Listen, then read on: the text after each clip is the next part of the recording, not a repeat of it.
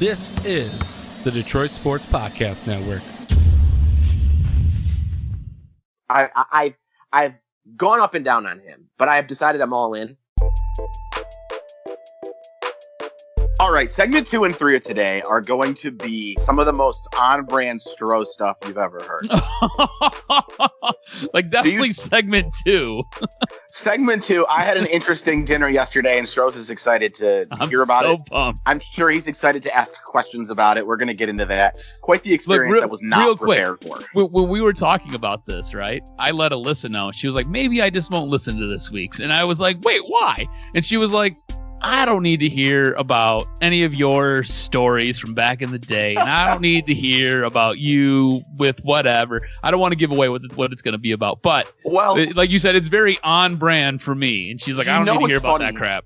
You know what's funny, Stroz, is it didn't hit me in the moment. So it hit me in the moment that it was funny. And I was like, I was literally texting multiple friends about what happened. Mm-hmm. But I didn't even think about it for the podcast right away. And then me and you were texting back and forth, planning the show. At the same time, I was telling a friend the story on Xbox. And I was like, oh, shit, we need to talk about this. Yeah. And as soon as I realized it was like easy. You know, some segments, sometimes the middle segment, we have to think about it a little bit. Mm-hmm. Sometimes it's easy. This was a very easy one. Segment 3, the reason I think segment 3 is on brand for you is because of the way you put it in our rundown. There's 4 or 5 guys for the Lions pick at 7 that I would be thrilled with. For the record, some of them I don't think are really in play, but I think they will be there. Mm-hmm. And then you put the guys that Stroz would be pissed with at 7. You're just framing it from a point of view that you're already mad at the Lions. That's as on brand as it gets too, Stroz. Yeah, that's fair. But first, when we were planning this, I didn't even read the article you sent. I saw the comment, and it was enough for me to have an opinion and a take. and somebody had said that the Lions had one of the better off seasons in the NFL. And basically the idea behind it wasn't that they've gone out and made major moves. Of course, the Matt Stafford trade plays a big role. I think they got, we've talked about it. We're both quite happy with what they got from Matt Stafford. It was Dan Hanzus, by the way. Hanzus? Yeah. God bless you. I have no idea who that is. He works for NFL Network, I think, NFL.com. But anyways, I think he's got a point. And the point is, the Lions, in my opinion, have made something very clear with the roster that they've built and the free agency moves they've made. They've done nothing flashy. Everything's been short term. I mean, Jamal Williams might be the biggest free agent signing the Lions made, and he's not going to be a starter. He's going to be your number 2 running back. Mm-hmm. And what the Lions have said to me by looking at this roster, and we're not talking about it enough, is that they plan to get their face kicked in this year. I really believe that. I don't think there's no question. Like, I hear people talk about the Lions draft and they want defense. And I think we've been trained to think that because this defense is so brutal. But Stroz, look at this offense. You don't have a quarterback. Your number 1 wide receiver is Tyrell Williams. Your number 2 is Brashad Perriman.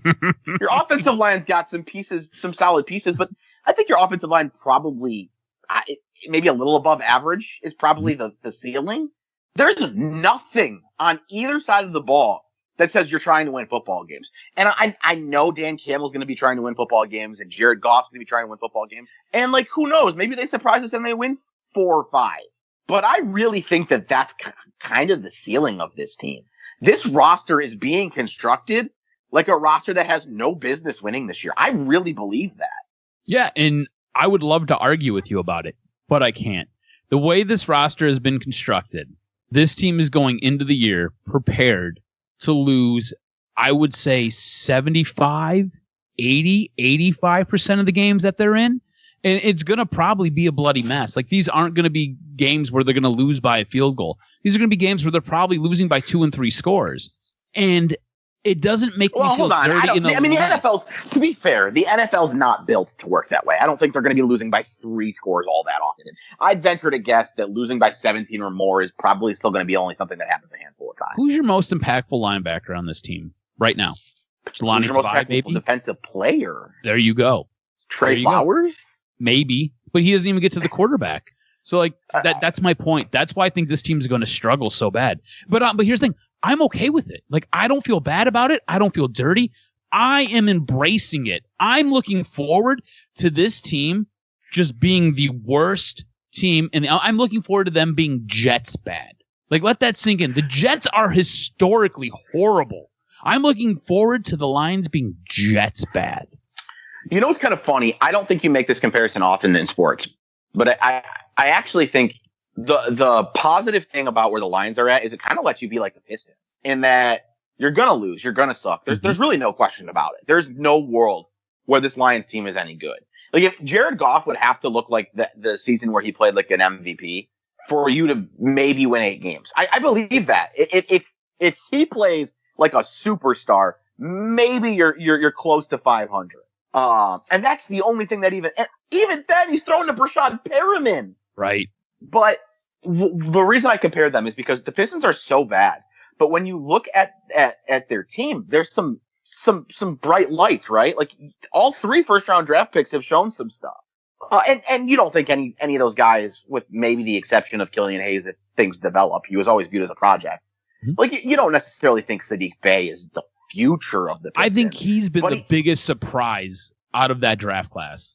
Well, and he looks like one of the best players in the draft class. Yeah. He does look like he can be a part of the future. Mm-hmm. And I think that's kind of what you're looking at with the Lions, right? Is there who on this team, when given the opportunity to play and to play as a starter, when maybe not viewed that way in the past, who can be a part of the future? I don't think anybody on this roster outside of recent draft picks, maybe Okuda, maybe Julian Okwara. Maybe those guys take major leaps and you say, hey, these guys are going to be core pieces of the future. But like, are there pieces that we didn't recognize could still be valuable pieces? Like that's kind of what you're going into. You're going to be playing a bunch of bad players and you're going to be finding out if some of them are maybe a little bit better than you recognize. And I think that is, if you're a Lions fan, like that's the one silver lining that you have to hold on to. That's like the glimmer of hope, right? All of a sudden, you have 2 or 3 guys that you didn't really know about, or 2 or 3 guys that you didn't really think too much about. And now all of a sudden you're like, oh, okay, there's a little bit of talent there. And that's something for you to look forward to. I think so. It's interesting because this is the first time since Jim Schwartz. I mean, I guess it's only 2 regimes, but first time since Jim Schwartz that you can't go into the season judging Dan Campbell or, your coaching at all on wins and losses. I think they're irrelevant. If this team goes 0-16, I really don't care. Or 0-17, I guess. 0-17, yeah. Yeah. I really don't care. But I do think if you're trying to judge Dan Campbell and for that matter, Brad Holmes, what you want to look at and see is, there those guys? Did Brad Holmes, I don't know how old he is.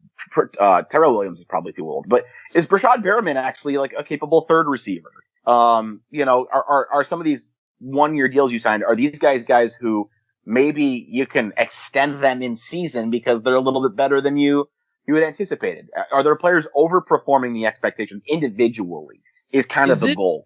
Is it weird that I think this is probably the first time with this organization that I view the front office and I view the head coach almost as a symbiotic unit, right? Like as one unit. Oh, I think that's a horrible take. Like this is no take. This is how I see them, though. This is how there's no take here. This is how I see them.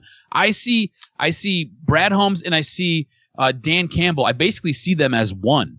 And I'm not saying you're wrong about that, and that's what they told us they wanted to do. So I understand that. And I'm saying it's wild to see them that way and not see Matt Patricia and Bob Quinn that way. Okay, I get what you're saying. But for some reason, I don't know why I see these two positions and these two guys in this organization. I basically see them as one. And like I won't hold if this is a bad season, I won't hold it completely against Dan Campbell and I won't hold it completely against Brad Holmes, right? It's going to be more of one of those things, and I think it's because of how bad this roster is. I think going into it, I'm going to be looking at individual players. I'm going to be looking at individual growth from the players. I'm going to be looking at the development, like you said, and I'm going to be taking it all in and factoring it all in. It's no longer, okay, how are we doing? Wins and losses. How's the coaching doing? Are they able to actually get 12 guys or 11 guys on the field, or are we having 12 guys on the field? Or are we having 10 guys on the field? Is Brad Holmes screwing up the draft? It's no longer am I separating their jobs out. It's all there one. There are 2 things that I'll say about this. One, the first part is I understand why you see it that way. I don't think it's anything that either of them have done, Dan Campbell or Brett Holmes. And I get what you're saying too, that the roster is so bad. I think part of it is that's just what they told us. That is what the Lions said they wanted. The Lions had said basically that it was important for them to find two guys who would fit and work together. So it's reasonable to expect that. And what you're saying about how bad the roster is, that's the other part that I think is not just that the roster's bad, but that Brad Holmes has done very little to improve it in the now. In fact, I would argue he's done more to hurt it in the now by trading Matt Stafford for Jared Goff. So Brad Holmes hasn't put a team on the field that he thinks should win. So how could you possibly judge the coach on whether or not he wins? It's just really hard. Like, nobody involved, obviously Dan Campbell's going to try to win when he gets there, but like, he hasn't been given a team that's expected to win by the fans or by the general manager, at least in my opinion. They'll tell you otherwise, but there's no way when you look at the moves that they've made that they see themselves as winners. And I think it creates a really interesting dynamic as a Lions fan, one that we haven't had in a really long time. Cause at least for me, the early Jim Schwartz years, I want to say he was hired when I was a junior in high school. Mm-hmm. At that point in time, I didn't even like the concept of tanking or losing on purpose. For one, I think it was somewhat new in sports. I wouldn't say unheard of, but it was probably starting to become, a talking point. Mm-hmm. But two, as a junior in high school, I never rooted for that. And I think a lot of Lions fans, and I would imagine you're going to be this way, but I'm curious to hear, are going to naturally think we're bad. So I'm rooting for us to lose. And I'm not necessarily going to tell them they're wrong, but I don't know if I'm going to do that, Stroz. I think I look at this roster and I say they're so bad, and there's no way in the world you cannot possibly convince me that the Lions aren't going to have a top 5 pick next year. No matter what happens, you cannot convince me of that. So I think, honestly, I'm going to go in and I'm going to root for them to surprise me and win a couple extra games. Mm-hmm. Because even if they win those couple extra games, I still think they're going to have a top pick. We don't need to talk about this that deeply yet, but I think it's going to be an interesting part of being a Lions fan next season. Yeah, like, I don't expect them to win anything, and I expect them to have a top 5, maybe a top 3 pick, and I don't expect them to be very good. And I would be lying to you if I told you that I wanted them to succeed next year. I want them to fail. I want them to be bad. And the reason I want them to be bad is because I think it helps position this organization better for the future. See, I don't disagree on its surface, but I think that takes a little bit too simple. Okay. Because we're not talking about them going out and winning 10, 11 games, or even 7 or 8 games. Mm-hmm. But on a game-by-game basis, I'm going to root for them. And I think the difference between pick 3 and pick 5, or pick 3 and pick 6, it's not big enough. And really, I don't even think 3 and 6. We're talking about 1 and 3, 1 and 4 type of deal. I think they're going to be projected. The only team in the league who is as bad as them, in my opinion, is going to be Houston, assuming Deshaun Watson doesn't play. And if Deshaun Watson plays, Houston's better than them. But I don't think, I suppose there's the risk of losing out on a quarterback, which I will acknowledge is the one concern I would have. But outside of that, I think it'd be better to see that, Dan Campbell can coach you into a win or two that you didn't deserve. Or somebody stepped up and is a much better player than we realized and made, a game change. Like, I think it's better to find those guys and have the 3rd pick than have the 1st pick and go, no, there's literally nothing here. Mm-hmm. Like, if Okudah next year comes out and is a stud cornerback and you win a couple extra games because of it, to me, Okudah being a stud cornerback and picking 3 is better than Okudah being garbage and picking 1. And I totally understand that. And I respect that. I get that. That makes a ton of sense to me. That being said, I just don't know what to expect from this team. So I'm going into the season with low expectations. Like, I know what to expect. I know what to expect. What to expect is they're awful. Mm-hmm. Horrible. They're outside of Jared Goff, blowing us away. This is going to be a really bad football team, and it's going to be the worst Lions football team we've seen in a long time because they've done very little to nothing to improve the defense. And on offense, you traded Kenny Golladay and Marvin Jones for Tyrell Williams. I got to tell you something. I'm not even 100%. It's Tyrell Williams, right? Yeah. Okay, I knew it was Tyrell, but there are other Tyrell. Tyrell Pryor played wide receiver at one point in the NFL. Mm-hmm. Like, that's how confident. Like, you're talking about. It's the dude who was who played for San Diego, then went and played for Las Vegas, basically broke his ankle, and then was done for the year. And he's the number 1 receiver. He's your number 1 guy. Replaced Kenny Galladay with, and your quarterback got worse. Like, you just got so much worse. You got worse everywhere. Yeah, you got worse everywhere. The only place that you could make an argument you might have got better was your offensive line, and that's just because you didn't do anything to it.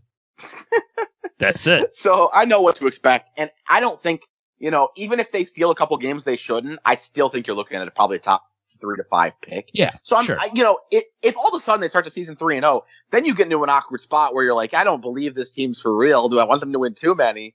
But also, how do you not root for a 3-0 team? The good thing is they're not going to start the season 3-0. I don't need to see the schedule to tell you that. We will get into NFL draft coming up in a little bit. Again, there's 4 or 5 guys I have my target on, and I'll say it. Some of them are quarterbacks. And if you go and get your quarterback, I will be all in on the winning train, because the only concern is if you miss on a quarterback. We'll get into that. But first, I'm interested I now had for that surgery right about 5 weeks ago. In fact, it was 5 weeks ago on Tuesday. And I didn't really, before surgery, I spent basically a whole week without ever leaving the house. So I had been the last 6 weeks, the only things I had left the house for were work. I went grocery shopping one time, and that was really about it. In 6 weeks, doctor's visits and work. And I was just ready to get out of the house. Some people don't struggle with that. I do. For me, to be honest with you, Stroz, 2 weeks without leaving the house is really tough. And so there's this place nearby me, very, very close, like 2 miles away maybe, if that, that used to be a Detroit-style pizza place. And they went out of business with COVID. Well, I saw the other day that there's a new pizza place in there. And I was like, I'll check it out, This is so on brand for us, too, because it's a piece of pizza place. Well, look, so something I got to tell you before we get into the part that you're going to enjoy of this topic. Pizza in Houston sucks. And, that's not a me thing.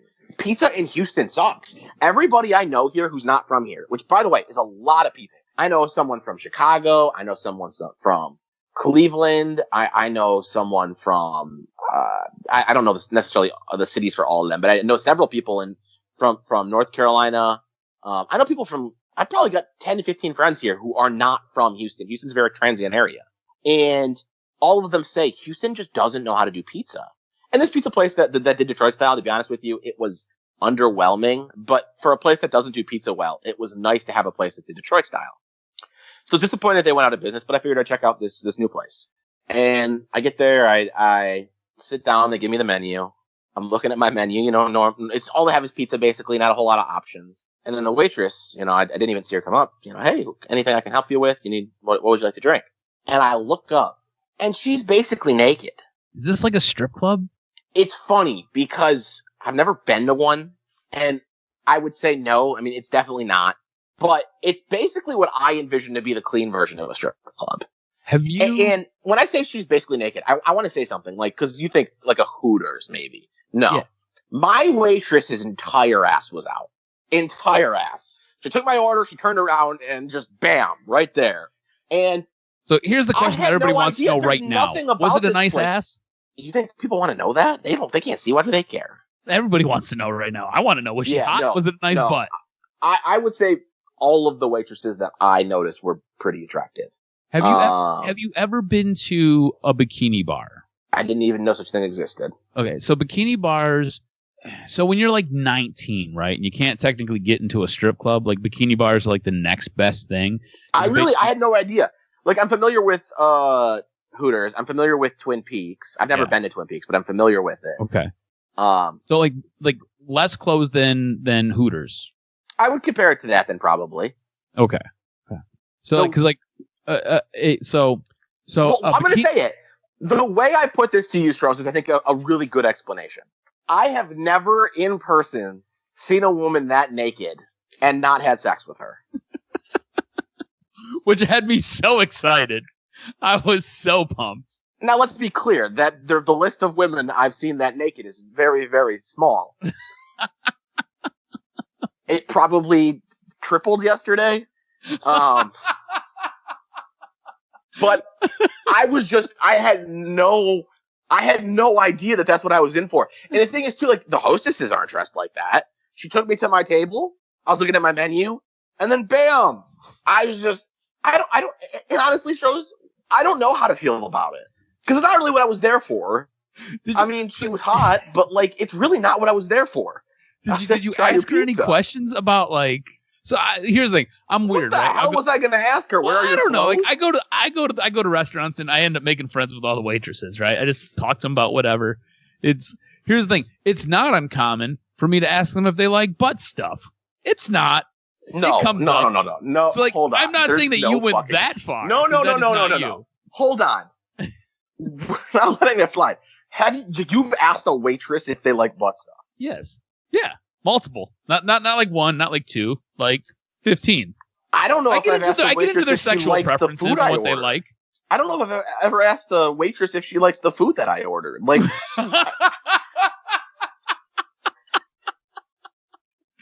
oh, B.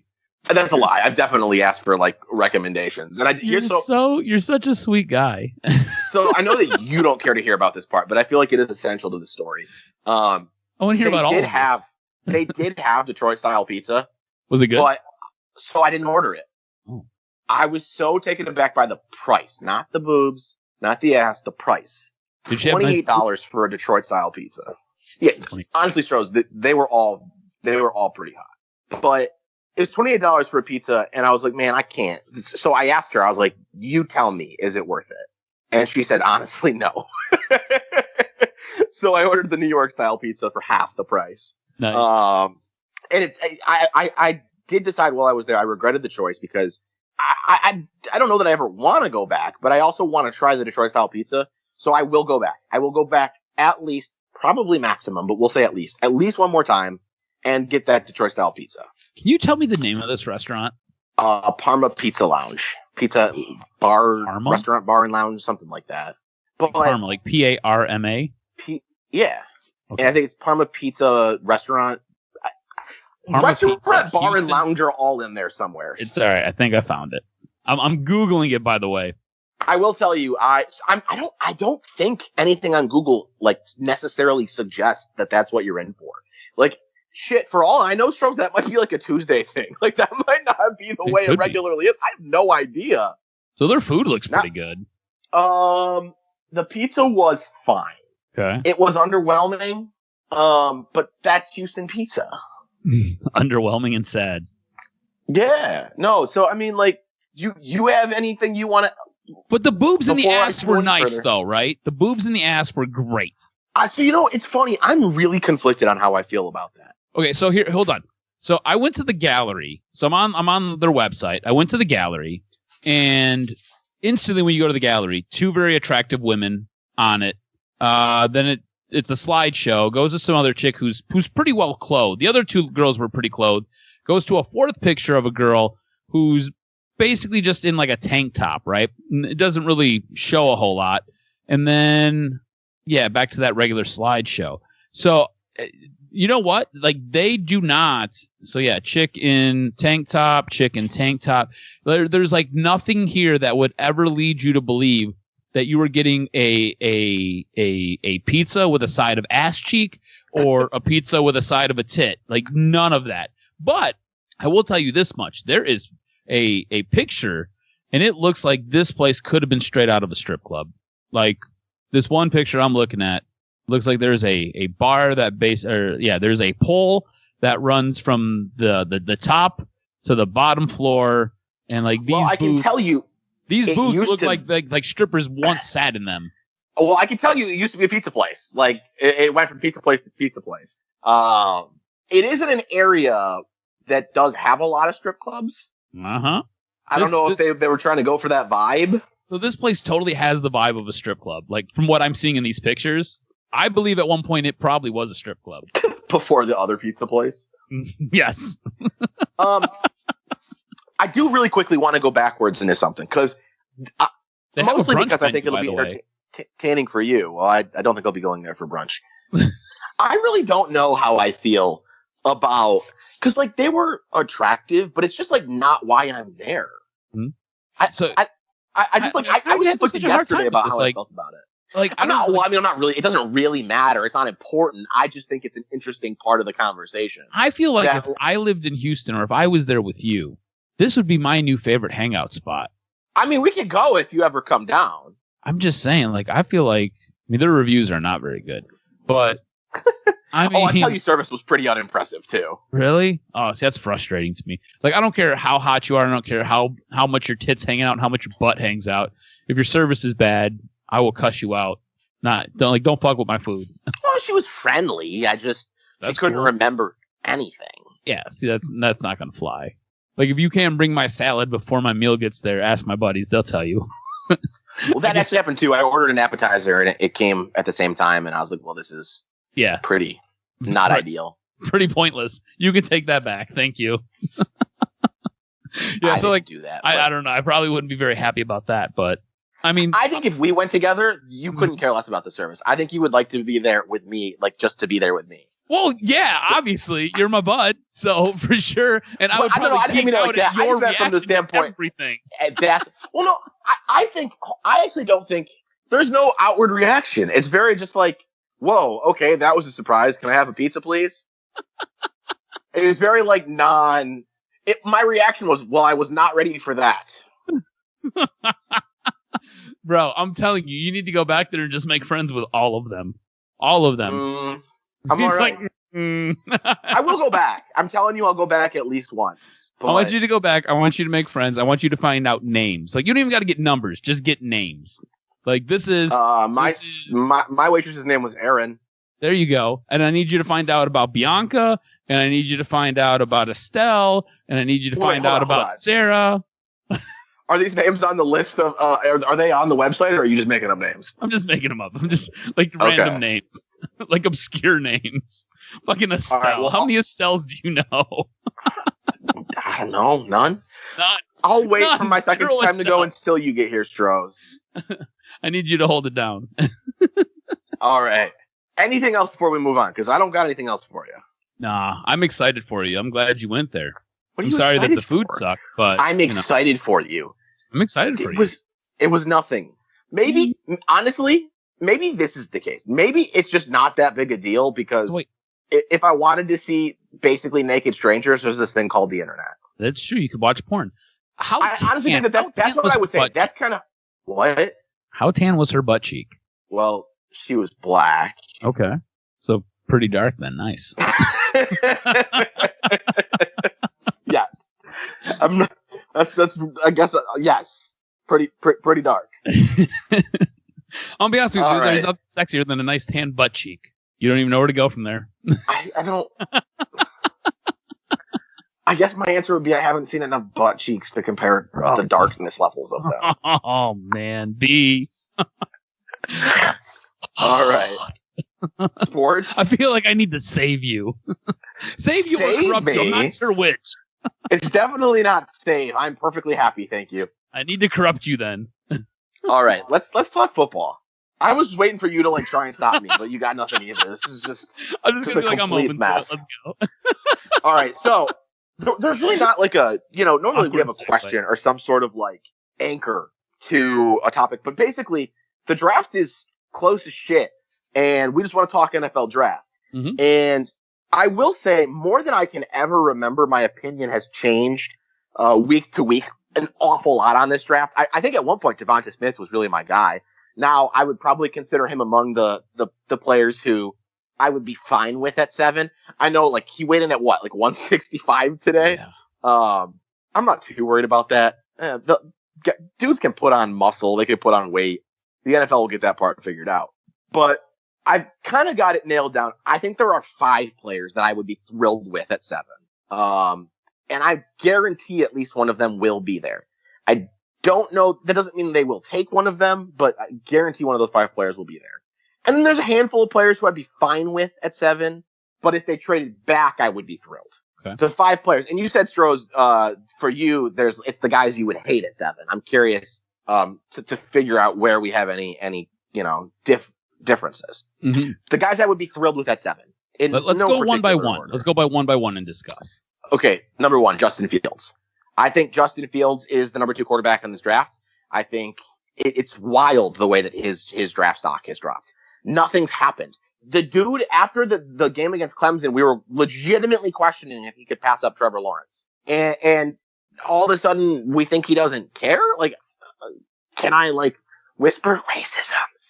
I don't buy it. I don't, because that's the thing, right? That he doesn't care enough. That's one of the things that's becoming a question about. I think that's BS. Trevor Lawrence literally said I could live without football, and nothing's changed for him. The report today that he has epilepsy, I'm not worried about that.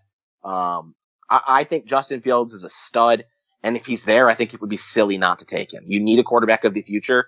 I don't know that he'll be there, but if he is, to me, it's a no-brainer. So I'm sad because while you're going on about Justin Fields, my camera went out like it just did just now, and I was mimicking throwing up all over my computer. Justin Fields, out of all of the quarterbacks, is probably my least favorite, and it has nothing to do. Stupid a year from now. It has nothing to do with his love of the game or whatever else, his commitment. None of that. I hope he shows out that he's a great quarterback. I hope he has a great NFL career. I just see a quarterback that sometimes makes a lot of bad decisions and gets away with them because he's ultra talented. There have been games that I have watched where he has thrown into double and triple coverage, and because he's either gone up against a bad defense or, like I said, he's ultra talented, he gets away with that pass. If you go to the next level, you're not going to get away with that pass. See, that makes me concerned. Here's my problem with that.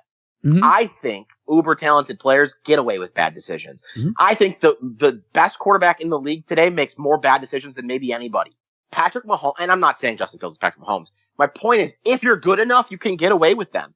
And Justin Fields is this great mix of, like, he's clearly a pass first quarterback, mm-hmm. but that dude will beat you with his feet if you make a mistake. And he's I think I just think that's so valuable in the league. Yep.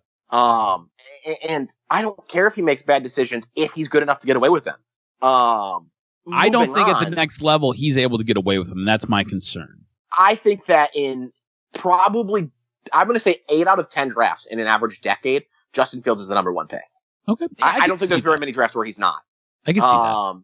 Moving on, there's one other quarterback who I would be, I've gone up and down on him, but I have decided I'm all in, and I think it's risky. But at quarterback, everything's risky.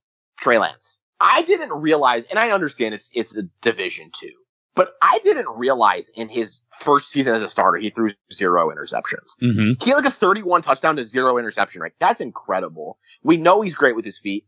And I'm interested in the experiment. You might fall on your face. It's a real possibility. I just think that when you're drafting a quarterback in the NFL, give me the guy with the ceiling potential. If he sucks, we're going to find out, and it's not going to be hard to move on. I think it's a lot harder when you have a mediocre quarterback. You know, Jared Goff might be a good example, who looks like, you know, maybe he's an NFL starter. He's just not a good one. I think it's a lot harder to move on from that guy than the guy who had the ceiling and just never reached it. So Trey Lance, out of all of the quarterbacks, so if Trevor Lawrence is gone, Wilson's gone, Trey Lance he's like my third guy, right? Like that would be the guy who I'm like, okay. Because again, I'm interested too. Like, is he possibly the next Mahomes? Because I feel like you said, his ceiling is so high, and his decision making with the ball is outrageous. You brought up what he did his first year playing, and yeah, it was a subpar league, but to not make any mistakes throwing the football is absolutely crazy. I think his college touchdown interception ratio, I think over his career, I think he had like 4 interceptions, maybe 5. No, so he actually only started 1 year. Well, how many did he have in the one game he played this year? That's the question.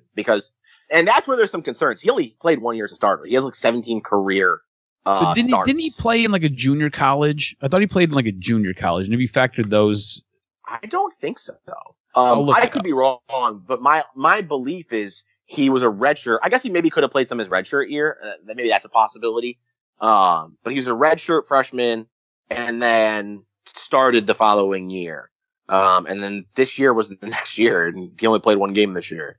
So it was only it was 1 interception. He only had 1 interception in his college career. I also remember 30-1. 30-1. I also remember before the 2021 season or the 2020 seasons were canceled, I remember reading that like Trey Lance was going to make a case for the number 1 pick, and he never got that chance. And it's true. Like, I'll say this.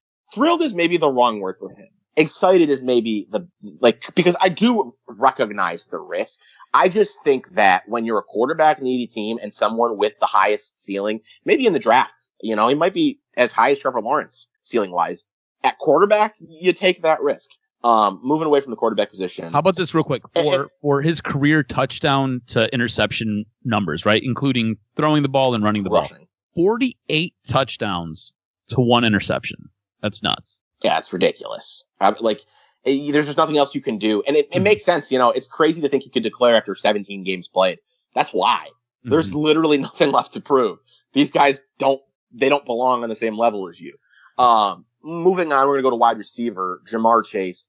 I saw it the other day. I think it was 2 wide receivers in the last decade who have made the Pro Bowl after being drafted in the first round. Amari Cooper and Justin Jefferson. Mm-hmm.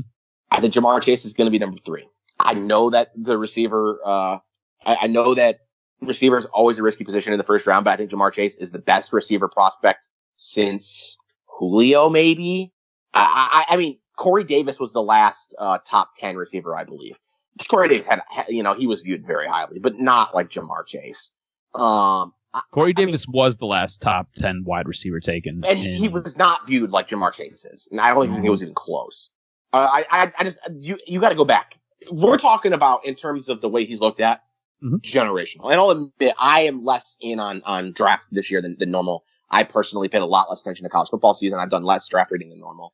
But there are 2 names, and they're both on my list of the 5 guys I'd be thrilled with. 2 names that people are talking about generational level of talent at their position, and Jamar Chase is one of them. And if you get a chance at generational talent at a position, I don't really care what the position is. Outside of running back, honestly, if you're generational, I'll take you in the top 10. So this is my issue with taking a wide. Like, I don't want a wide receiver at 7. If there is a wide receiver that's going to get taken, it would probably be Jamar Chase. He'd be the guy who I was most comfortable with. So you brought up Amari Cooper, who was taken in 2015. He was the fourth pick taken, and you brought up Justin Jefferson. Who Jamar Chase is the season that they played together at LSU. He was the better player out of the 2, and Justin Jefferson was absolutely insane last year. He was taken 24th. My issue with a wide receiver going at 7 is you can generally get a really productive, good wide receiver anywhere in the draft. I mean, Tyreek Hill was a 5th round pick. You can get guys like Justin Jefferson. If you want to go with Justin Jefferson's comparison. I definitely don't disagree with that take. Mm-hmm. And it's one of the big reasons I don't like running backs in the first round is because there's plenty of running backs that succeed elsewhere. Now, the difference is receivers have much longer careers. An elite receiver can play into his mid-30s, and can be elite even into his early 30s. But I also think that when you're where the Lions are, in a position of needing everything, there's nothing more important than stacking game changers at the top of the roster. And if Jamar Chase is that, if you're telling me I can get a Julio Jones type, I'm going to take him. I don't care if I can maybe find him in the 3rd, 4th, 5th round. If I have a receiver to lock things down as my number 1 for the next 5 years on a cost controlled contract, I'm not turning that down. But would you not agree getting a guy like a Ray Lewis to basically man your defense would be more impactful and more important than getting that wide receiver? Sure. Is there a Ray Lewis in this draft? Because no one's telling me there is. No one's telling me that Micah Parsons is Ray Lewis. People are telling me that Jamar Chase is Julio Jones. That's the difference. Mm-hmm. The difference is I don't want to take. I think it's silly to force yourself in a position here. Mm-hmm. I think you should be going out and drafting the best player left. And if Jamar Chase is there, the chances are he's that guy. I got you. Another guy, same situation, Kyle Pitts. And I know we're both on the Pitts train now. I don't know. I guess I knew we've both gotten on the train. I don't know if you've hopped off of it or. I've not hopped off. I'm probably more apprehensive with Pitts than you are. Like, physically, he's a genetic freak. And I would, again, he falls into like the Trey Lance category for me because I'm interested in the experience, right? I'm interested in what this could be. I know that the Patriot way failed here, and I know it's failed everywhere, but I do believe the Patriots are onto something. And I am not pro drafting tight ends high. Don't get me wrong. I think part of the reason you can justify it a little bit more with Pitts is because he doesn't have to be a tight end. He's a tight end / wide receiver / however you want to use him. But I do think they're onto something with the idea that when you get 2 good pass catching tight ends, it's just a mismatch that the defense can't handle. It forces the defense to play in ways that they're just not equipped to play. And I think that the Patriots going out and spending money on 2 tight end free agents, I can't remember off the top of my head both of them. It was Jonnu Smith and Hunter Henry. The Patriots went and got both of them. I think it tells you how much they think that blueprint works. And I do agree with it. The Lions tried it. The problem is the Lions tried it with Jesse James, who's not any good. And who's the other guy that they signed? Did they sign another one? Off the top of my head, they did, but either way. And I'm not telling you TJ Hawkinson and Kyle Pitts are both going to be special. I don't know that. But I'm open to the idea of building through two elite tight ends. And again, much like I said with Jamar Chase, if Kyle Pitts is there, the chances are he is the highest ceiling pick. I think that's really the theme of the guys that I want. I want ceiling. At pick 7, I don't want a good linebacker. I don't want a good offensive lineman. I want a player who's going to be a game changer at his position, who is going to be, 2-3 years from now when I'm expecting the Lions to compete, he's going to be the kind of guy that teams have to game plan around. And I agree with you. Like you need to go grab guys who are going to make an impact in every single game. And Kyle Pitts is a guy who possibly could. Jamar Chase, another guy who possibly could. I have an issue with, and look, I look at Pitts as a wide receiver. Don't necessarily look at him as a tight end. He could come into the league and play tight end. He could come in the league and play wide receiver. I'm not sure. I'm going to give him a wide receiver designation until I see how they use him. I just have an issue with taking wide receiver at 7 just because I feel like there's so much value in this draft. The thing is, go get a good one later on. Whatever, you go give him the wide receiver designation, doesn't matter. The point is, in terms of the build, that's why I think the two tight end system works. Is because you're going to put a lot of corners aren't 6 foot tall. You're going to put a corner on a 6'6" Kyle Pitts. Yeah. You're going to put a linebacker on him with a sub 4.5 40. Like, that's why I think the two tight end system becomes a nightmare when you have two good tight ends. Mm-hmm. It's just because they're matchup problems physically. Now, the last guy who I would be thrilled with is the offensive tackle. I always say his name wrong. Penei Sewell? Penei Sewell, Sewell, yeah. What? Penei Sewell? Yep. And I'm being sold that he's the offensive tackle of this draft. The guy, I would say it's the two quarterbacks, and then the other three guys I'm being sold are absolute game changers at their position. They're guys who come in and have the possibility of being like truly elite talent, guys who you build around for the entire future. And I'm almost always going to be okay with taking an offensive lineman with that level of skill. It's a little tough to swallow just because of how many resources you've poured into the offensive line over the last few years. But it's not perfected yet. And I am a big believer in, I'm down to grab, special talent at both tackle positions. I'm going to be okay with a special offensive tackle. What about a guy like Rashaan Slater, another offensive tackle out of Northwestern? What's interesting to me about Rashaan Slater is, while I haven't paid as close of attention to the draft as normal, he wasn't even being mentioned in the same discussion until like the last week. Nobody had him going at the top like Sewell. So he falls into the category of guys who, like, sure, if he's a top 10 type pick too, I'd be fine with him at 7. I'm just not going to be as thrilled with him at 7. I think the three guys who I named are guys who shouldn't be there, but it's a weird draft where you're probably going to get quarterback at the bare minimum to start the draft. Mm-hmm. Yeah, I think it's going to be very quarterback heavy to start. Now, some guys that I would probably just lose my mind if they take at 7. Devonta Smith is a no-go for me. And again, it just comes down to him being a little underwhelming. He falls into the category I'd be okay with it, but not excited necessarily. I don't know. I still have some excitement just because I think the ceiling's there. Mm-hmm. I just don't. I have always been, if I get to choose the kind of receiver I want the big bodied one. Yeah. I look, big and thick, and you got some speed, go all day long. It just, you know what? We're two guys who I grew up watching other wide receivers, but we both grew up watching Calvin Johnson. That's a big, thick man who could run quick.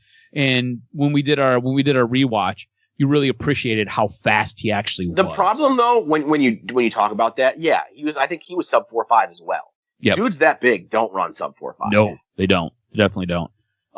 At 7, insert any quarterback not named Lawrence, Wilson, or Lance. So like your Justin Mac Fields, Jones. Your Mac Jones, pretty much anybody else. You know what I'm saying? I'm just no. We've talked about this, if they go quarterback, no matter who it is, they could take that kid out of, Stanford, who's snuck into the bottom first of some mocks. I think it's Stanford, right? I'm not even 100% sure of his name. David something, maybe? Mond? Is it Kyle Mond? No, not Kyle Mond. That's A&M. Yeah, he's A&M. No, I think it's Stanford. There's a kid definitely out of the West Coast who snuck into the late first round in some mocks. It's probably early second in more of them. I don't care who it is. If they take a quarterback in the first round, I'm going to be open to it. And the reason is, I believe that the regime should go and get the quarterback they want, no matter who it is. Mm-hmm. And don't get me wrong, they're going to be tied to him. Davis Mills. Yeah, that's right. I was kind of close. And you were out of Stanford, right? Yes. Yeah. Their entire regime gets tied to that quarterback if they reach on one at 7. But if they think somebody's the guy, I want them to go and get him. I got you. And then now, someone like that in the second round would be really intriguing. If I'm being honest, mm-hmm. That would be intriguing. At 7, cornerback. I don't care who. Insert name. Cornerback. Well, there's nobody being, viewed as that level of talent. So it's not the position I'd have an issue with.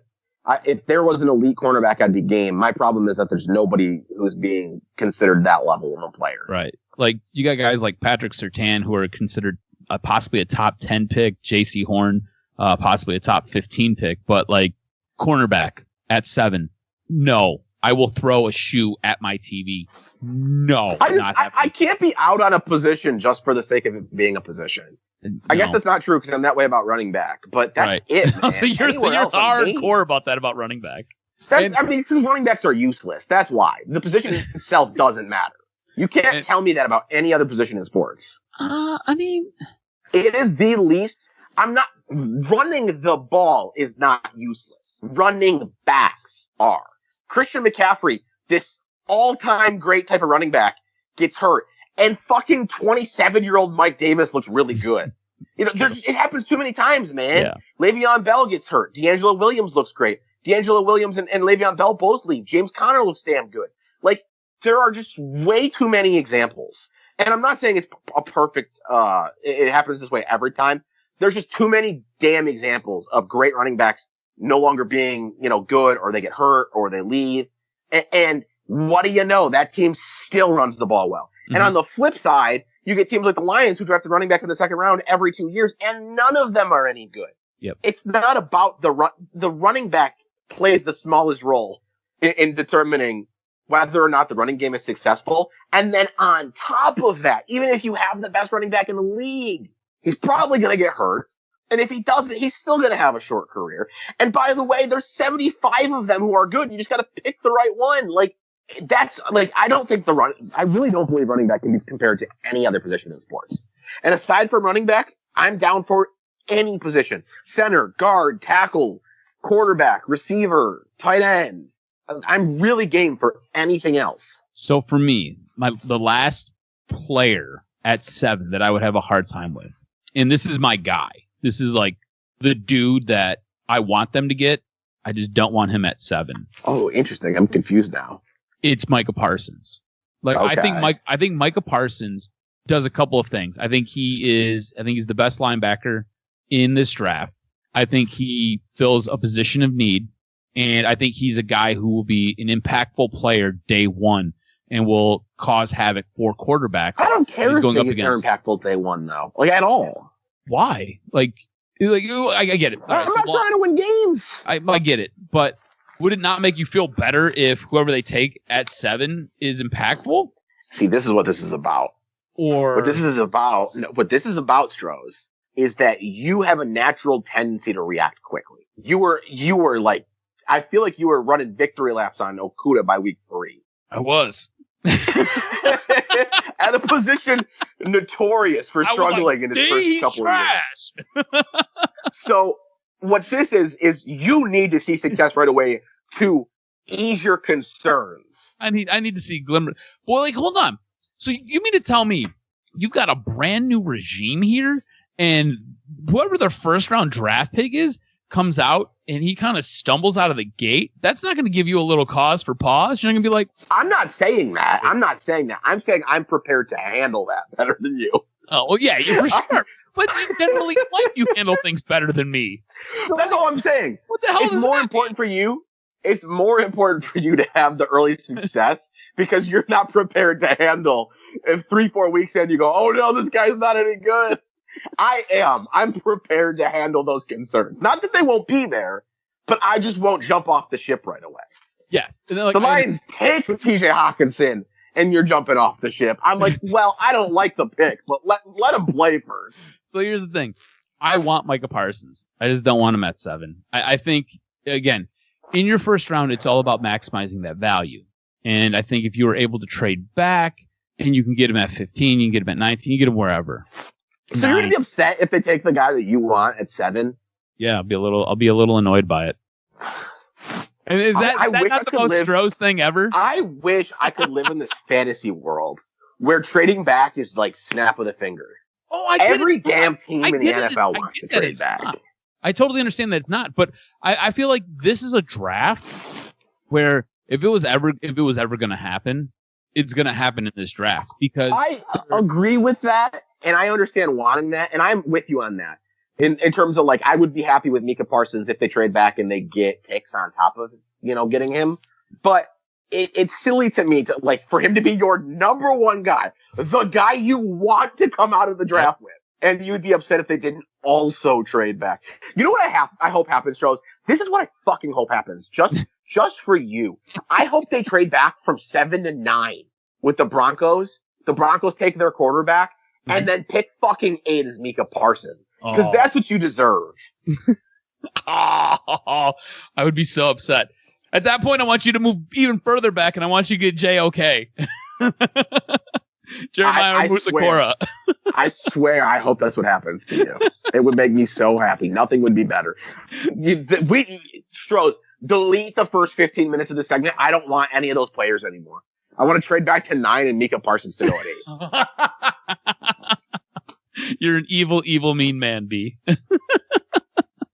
The list of other players that I'd be interested, Slater is one that I'd be interested at 7. Mm-hmm. Any of the other top receivers, Waddle or Smith, interest me. That's probably it. I'd probably be disappointed going any other direction. Like I said, I'm going to be open to any quarterback just because I believe if your regime believes in him. Like, Christian Ponder is a name, or not Christian Ponder, EJ Manuel is a name that comes to mind for me. Well, I'm going back, like, the Bills traded up to take EJ Manuel, years ago, obviously. And people were like, what the hell? Nobody mocked him in the first. And obviously it failed. But the point for me is if he's your guy and you're willing to tie your entire career to him at quarterback, I respect it. I do not care what mock drafts tell me. If the Lions are willing to tie, if Brett Holmes and Dan Campbell are willing to tie their regime to a quarterback, I'm willing to give him a chance. And then outside of that, I'll probably be disappointed any other direction. I feel like, you know what? This might sound crazy, and I want to wrap this up here shortly. I kind of think the trade back might be the most likely scenario. Mm-hmm. Because you're going to get 3 quarterbacks. Here, I guess the big thing is, does another quarterback go before the Lions, or is it just 3? If it's just 3, I think there's a pretty good shot somebody comes up to try and get one. If it's 4, man, it's tough to tell. And if it's 5, you're screwed. If 5 go before the Lions, there's no world where they trade back. There's no chance you trade back it. Yeah. Now, in that world, you have some incredible options on the board for you at 7. You do. But I don't know, man. I do agree with you. If it was ever going to happen, this does feel like the year for it. Mm-hmm. It's weird. It's just because there's so many, there's this glut of QBs that everybody seems to want, or they all have this interesting storyline. There's basically 5 definitive first round QBs. Mm-hmm. And maybe 1 or 2 who could sneak their way in. I would say maybe 6. 7's kind of a reach, I feel. Yeah. I mean, if you're going to take the over under, you can't really set an over under because 5 feels like a given and 6 feels incredibly unlikely. I guess you could set it at 5.5 and just juice the hell out of the under or the over the under, like, you're going to lay minus 350, minus 400 or something like that. Mm-hmm. But it seems like 5 is the number. Next week, I don't know. Can we really talk draft next week? I mean, I think we can. I don't know. We'll get it figured out. It's because of when we record and when the draft happens. It's going to be weird. Yeah, so I don't know. Maybe we'll talk draft next week. But either way, I'm excited, Stroz. We're not last, but we're basically out a week away. Yeah. It kind of snuck up on me this year. I just totally unrelated to sports. When does life go back to moving at a normal pace, or has it already for you? You mean because everything with COVID? I mean, I feel like. I mean, if it has for you, that's fine. For me, it hasn't. I mean, so like my day to day is extremely busy, but okay. Like there are things that are definitely a reminder, right? So like when I leave my house every day, it's like, okay, cool. Do you have this? Do you have that? And those things include a mask. So like, no, like my checklist every day, and like when I get out of my car. I just mean for me, like the passage of time has still not gone back to. Oh no, like no, time flies by. No, because everything feels shuffled in off. Nothing feels like it used to. Like the draft, like the draft creeping up on us is a prime example. Yeah, that's kind of what I'm saying. Is like I don't have the normal landmarks that I look forward to that like mark passage of time, and because of that, like I'm still not back to normal. I just can't believe we're already so close to the draft, and I am excited.